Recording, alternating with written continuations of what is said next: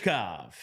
No good news. The Mad Russian. No, yes, our Mad Russian. I guess Danny did say if something were to come up where we could get him early, we'd love that. Yeah. But that involves him getting out of his contract, and it's a whole bunch of complicated shit that I'm not going to get into right now. Like he's like, it ain't happening. I'm working as if it's not happening, Which they should. And if it does, dope. They should be But I working don't as think if it's not happening. What I'll say about Michkov is this: I have more confidence now than I did 2 months ago that Matvei Michkov will get over here earlier than like 2 years down the road, and it all is driven by the Fedotov thing. The Fedotov contract situation where all of a sudden he had another year left. Yes. And it was just suddenly terminated. Yep. They didn't terminate that contract. Someone paid them to terminate that contract. Something happened. You would assume that there was some sort of backroom handshake agreement, and that there was negotiating where the Flyers, I would guess, were involved in some form.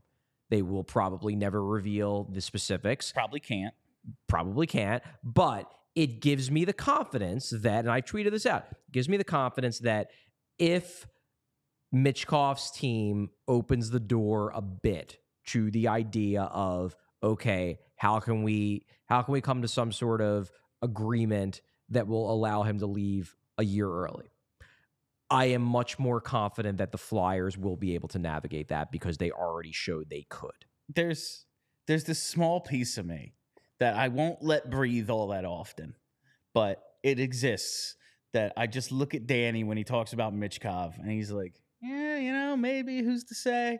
And then one day he's just going to dump it out on the table and be like, he's here, bitches. What do you say now? Like, this is what, like, it's a small part of me. And, like, maybe it could happen tomorrow because this is the Philadelphia Flyers and Charlie thinks he has tomorrow off. So, he's going to strangle me for saying this.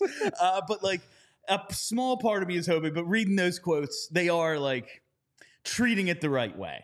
It ain't probably going to happen. We're going to prepare as if it's not. Like, prepare for, like, hope for sunshine, prepare for rain, I think sort of thing. And a lot of this, too, what you have to remember with Danny and what he can and can't say, the way that this gets resolved in the sense of the Flyers getting Michkov early, part of the way that happens is Danny not pissing anyone off over there.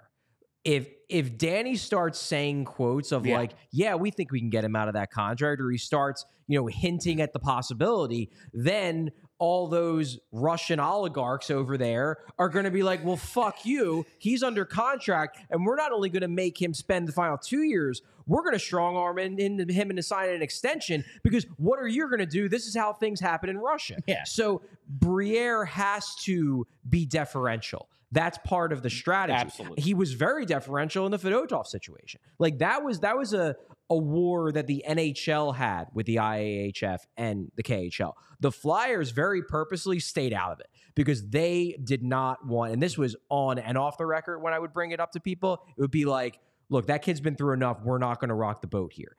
I think it's the same philosophy with Michkov, where if they are able to get him out early, it's in large part because they didn't rock. Nice. They played nice. Exactly. So keep that in mind when you're listening to these quotes, that Danny saying things like this, there's another reason why he's saying things like this, because the fan base is not the only audience here. There's an audience over in Russia paying very close attention to what the Flyers are saying because they don't want to feel like they're being unduly pressured to do something that they really don't have to do. He's under contract. They can just be like, nah, sorry, tough shit.